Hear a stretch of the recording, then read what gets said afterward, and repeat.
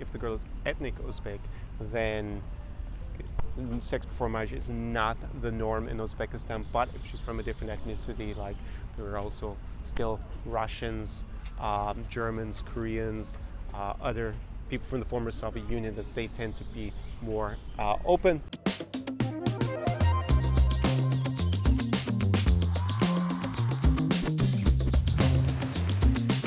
Czar Experience. Привет из Харkova. Welcome back to another Vodka Vodcast with me, Connor Klein. This is the Czar Experience, and in this episode, I'm going to be reacting to a video that's got quite a few views on YouTube from a channel that I reviewed many videos from before.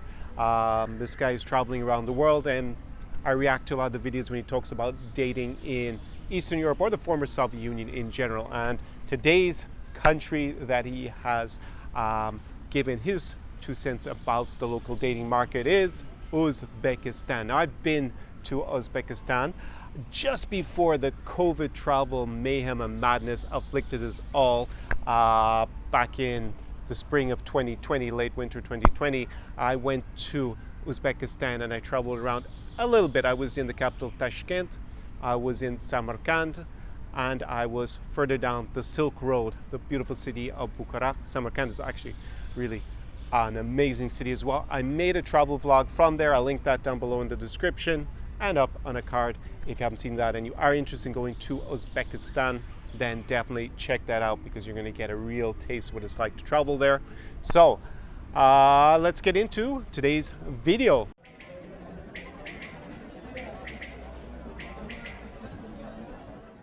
So the title of the video I'm about to react to from Nomad TV is You Should Date Uzbekistan Girls If You Are Looking for a Stunning, Open-Minded Muslim Girl. So let's see what he says.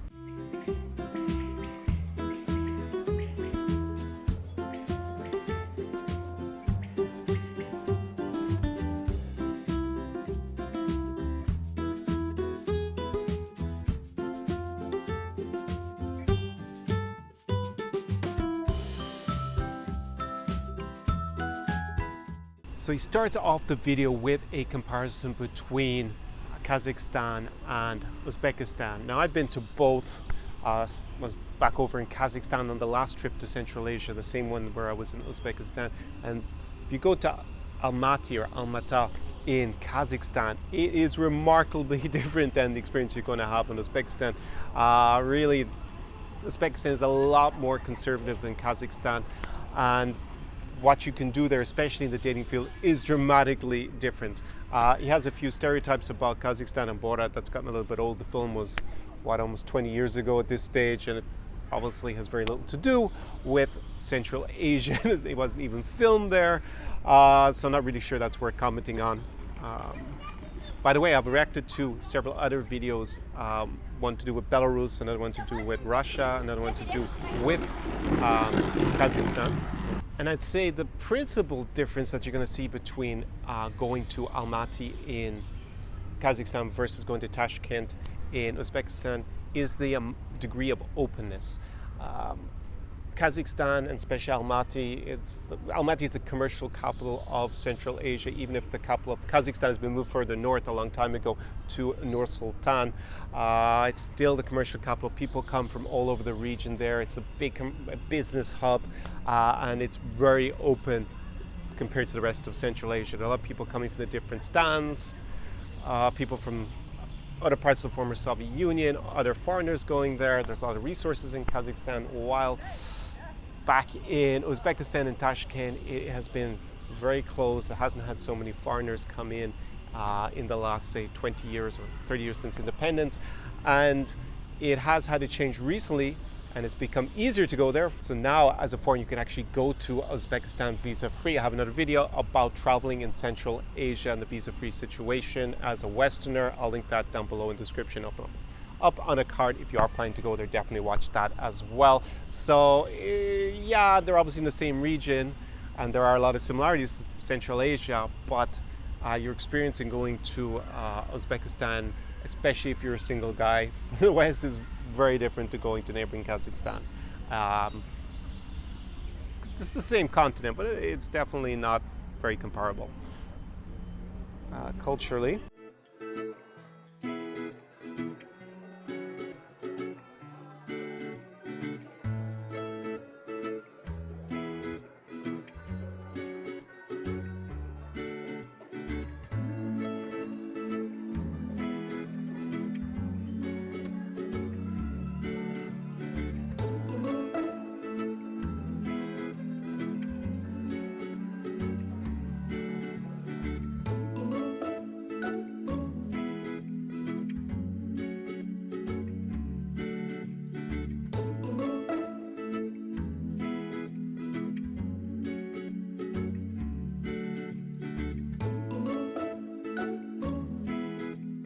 So he talks about the ethnic composition of Uzbekistan, and he was expecting to look Russian. I don't know why. They're Central Asians, and definitely you can see that they are Central Asian if you go to Uzbekistan. Yeah, Russians are only a small percentage of the population nowadays. He says like 5%. That seems about right if you go to Tashkent. And it's not only Uzbeks. Uzbeks do look, I would say, more Asian in that sense, in terms of like just their facial features and their eyes and whatnot. So yeah, there are a lot of different minorities, and one of the biggest and most important is in Samarkand, the beautiful city of Samarkand, and there you have a lot of Tajiks. So they tend to look a bit more like people from Iran, Afghanistan, a bit more from further south, I would say, I guess, in terms of the way they look. But definitely nowadays, there aren't so many Russians, so I don't know why he was expecting people to look Russian in Central Asia.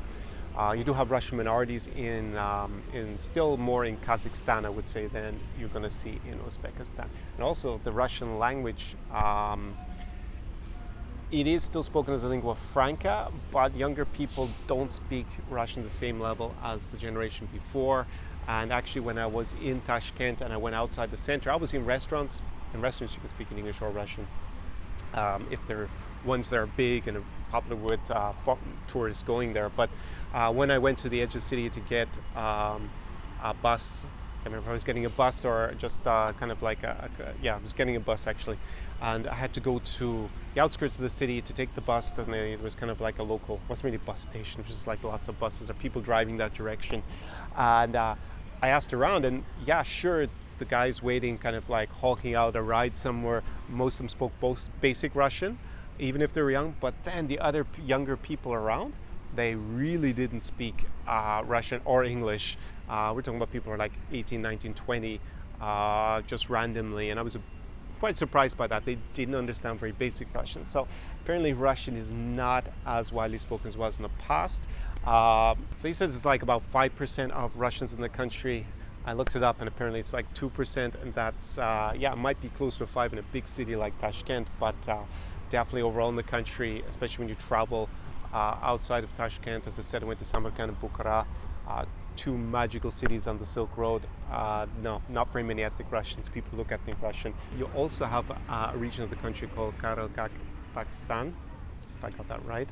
So you got the Karakalpaks, and they are a majority in that part of the country. They have their own language, and they're a different ethnicity. So majority Uzbek, not a big surprise in Uzbekistan, and not so many minorities from the other countries, so Russian less necessary as a lingua franca. So if you are planning to learn maybe Russian or travel Russian, it's not going to be as useful if you go out of the main centers in Uzbekistan. And if you're interested in dating, obviously that's going to be a bit of more of a barrier, maybe if you're dating younger girls, maybe from 18 to 25 it seems. Then it's going to be if you're dating someone over 30, they're probably going to still speak good Russian. And maybe even some English amongst the younger people. Maybe that compensates, but not in my experience really when I was in Uzbekistan. Outside of maybe people in a tourist area who deal with tourists, not much English spoken.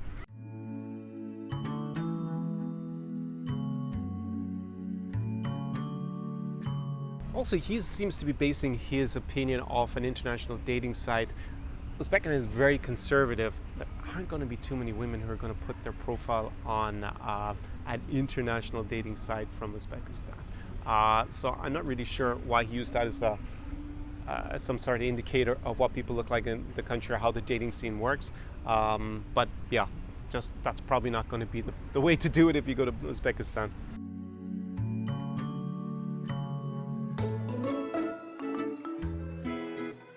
He says the result of their ethnic mix is slim, beautiful, and somehow sexy. Definitely slim, that's for sure. Beautiful, also a lot of attractive women in Uzbekistan. I wouldn't say you see the same level of beauty as maybe in neighboring Kazakhstan, or here in Ukraine. I'm actually in Kharkiv today in the park. Not really comparable, but definitely a lot of attractive women. And then he says, I guess another reason is that they can't afford to eat at McDonald's. It's pretty clear this guy's never been to Uzbekistan because the diet, the national dish of Uzbekistan is plov or pilaf. And it's extremely heavy. I mean, they don't eat it actually after midday traditionally, around the middle of the day. It's actually very hard to get it in a restaurant. You can still get it in Tashkent, but like in Samarkand or in Bukhara, you can't get plov or pilaf after the middle of the day because it's considered too heavy. So they have, and actually, you know, having been there on that trip and seeing what the local people eat, it's all very heavy food. They just don't eat a lot of it. So I don't think it's about not being able to afford McDonald's. I think it's just they watch their weight a little bit more, or they just don't eat as many meals, it seems, as in other countries to avoid obesity. But they definitely have a lot of heavy food. By the way, plov or pilaf is super delicious, really, really tasty. It's like a rice dish with meat. Can also have some horse meat in it, especially in, actually the specialty, the country specialized in horse meat in the region is Kazakhstan. In Uzbekistan, I don't really recommend the plov with horse meat. I've had a few uncomfortable situations, both in Uzbekistan with eating the plov with horse meat. I don't know, maybe I just don't react to the Uzbek horse meat. No problem with horse meat in Kazakhstan that I ate. Also, I got sick once. Worst food poisoning I ever got in my life was in an Uzbek restaurant in Minsk in Belarus, where I ate the plov with the horse meat as well. So apparently me and horse meat from Uzbekistan don't go well together. But there are a lot of different variations. Every city has its own special pilaf or plov. So definitely enjoy that, but yeah, be careful. You're gonna put on the pounds if you're not careful. But I didn't see, at the same time, I didn't see very many McDonald's. I don't even notice. I don't eat McDonald's, so I don't really notice them anyways.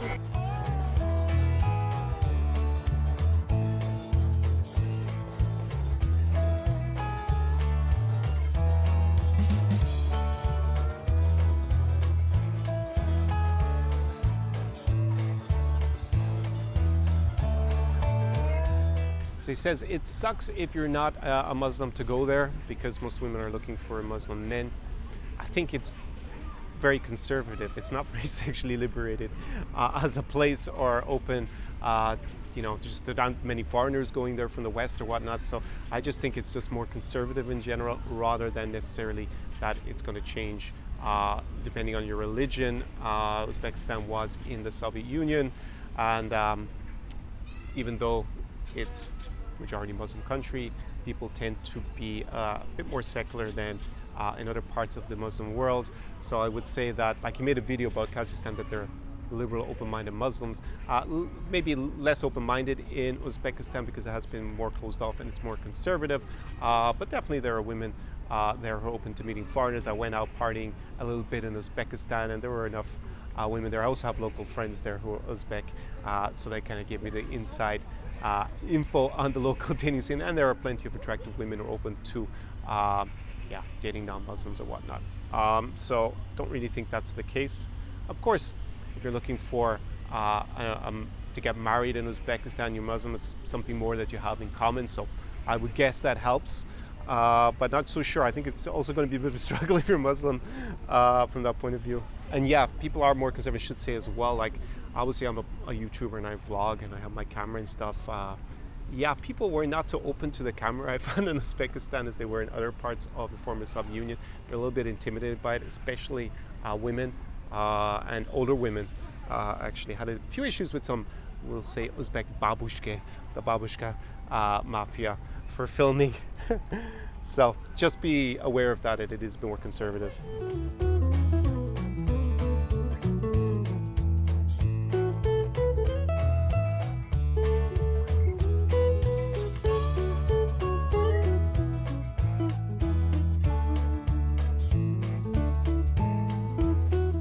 So here it says, it doesn't matter if you don't speak Uzbek. Well, it does matter because I don't think foreign languages are that well spoken in Uzbekistan. Of course, if you're going to nice places in the center of Tashkent, it's not going to be a problem to speak Russian, and probably a lot of them will speak English. But yeah, Uzbek, unless you're really committed to going and living in Uzbekistan, probably not going to be high on your priority list to learn as a language. Learn Russian, obviously, as the lingua franca. Yeah, but English skills not very high, from what I could see.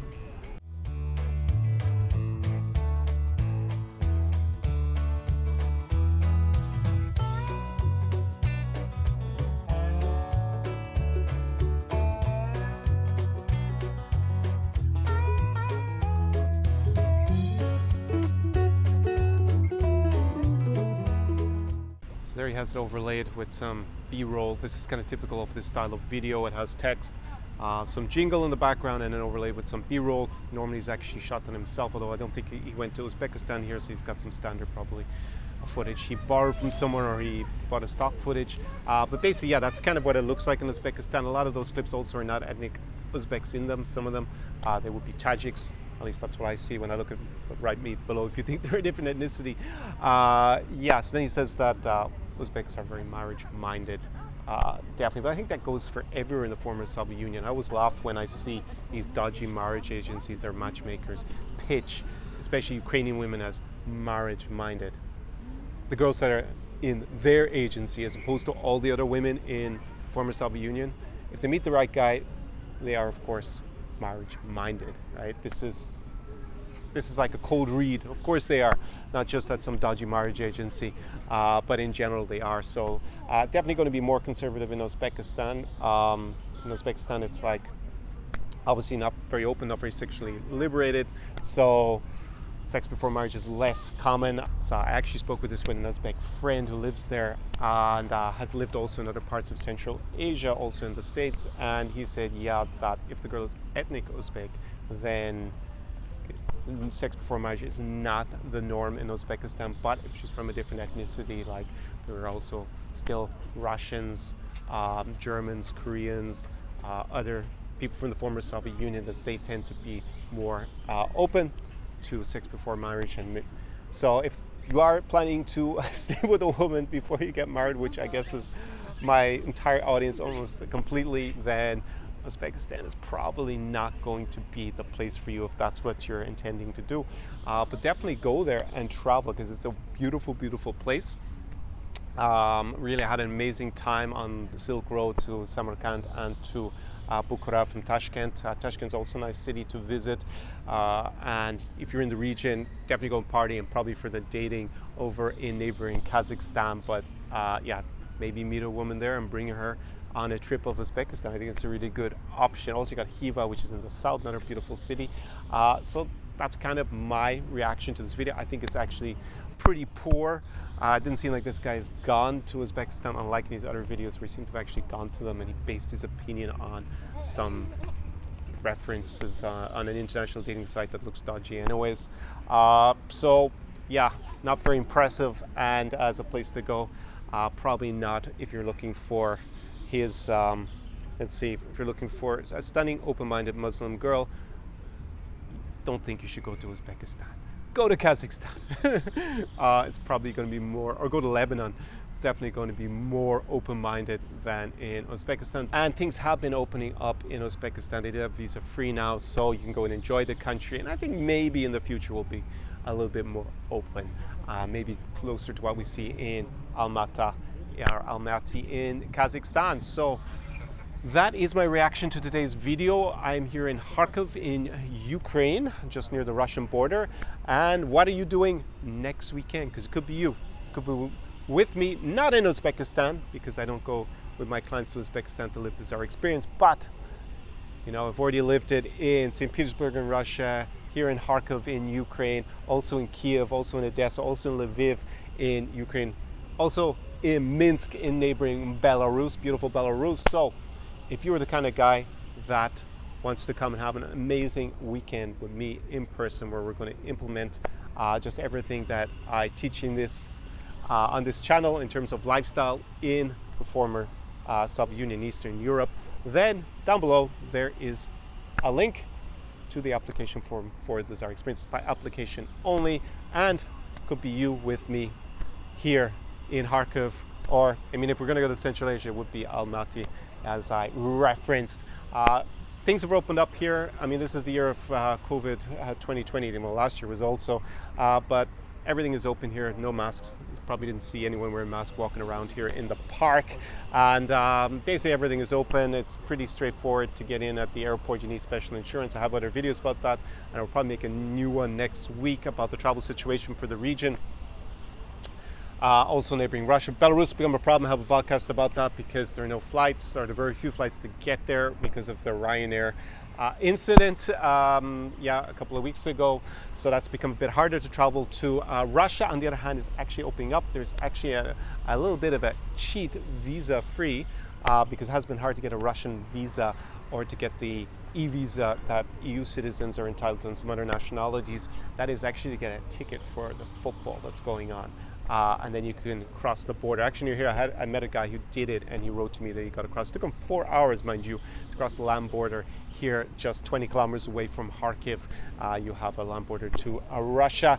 So definitely, if you are planning to go somewhere and have fun this summer, then consider the Czar Experience, applying for it. Link down below, and it could be you. We could be partying hard here in Eastern Europe together. And yeah, I'm going to go and enjoy this this nice afternoon in Kharkiv. And maybe as a final point, if you are interested in, say, moving to Central Asia, it's kind of interesting to hear from you. So maybe write me an email at connorklein@czarexperience.com and let me know why you are interested there. I have been helping a lot of guys who are moving to Eastern Europe, but it has been to primarily here to Ukraine is by far the most popular. Of course, Belarus and Russia are gaining in popularity. But if you are interested also in Central Asia, then let me know about that. And next time I am back in Central Asia, in Uzbekistan or in Kazakhstan or somewhere else in the region, I will keep that in mind for creating the videos here for you on the channel. And maybe sometime in the future, I will help guys move there a little bit more in person. But let's see. For the moment, this is number one spot to move to in Eastern Europe. That is Ukraine. So, do svidaniya, do pobachna from Kharkiv, and see you very soon in the next video. Ciao. Czar Experience.